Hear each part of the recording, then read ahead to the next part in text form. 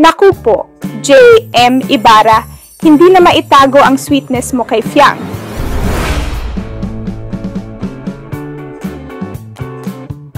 Sa kanilang ASAP performance, bumuhos ang kilig sa studio at online nang makita kung paano alalayan ni J.M. si Fiang sa bawat galaw.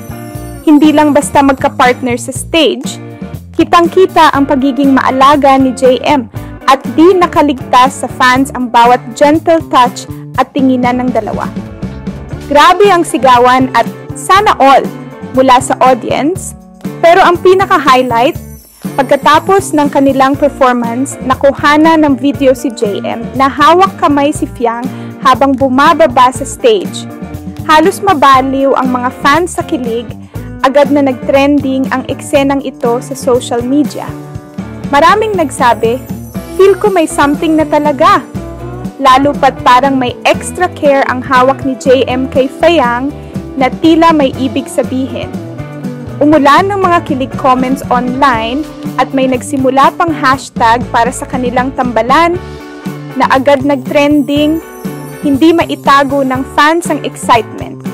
Lalo na sa mga behind-the-scenes shots ng dalawa na nagpapakita ng kanilang closeness. Tila hindi lang basta performance ang hatid nina JM at Fiang, naroon ang chemistry na nagiging dahilan kung bakit mas lalo silang minamahal ng kanilang fans. Abangan ang susunod na episode ng kanilang love team sa ASAP. Ang fans ay mas naghihintay na ng mas marami pang holding hands at sweet alalay moments mula kay JM at Fiang. Abangan na lang natin kung anong susunod na sweet kilig moments ang ihahatid nina JM at Fiang sa susunod na performances. Huwag mo kalimutan mag-like at subscribe mga ka-showbe.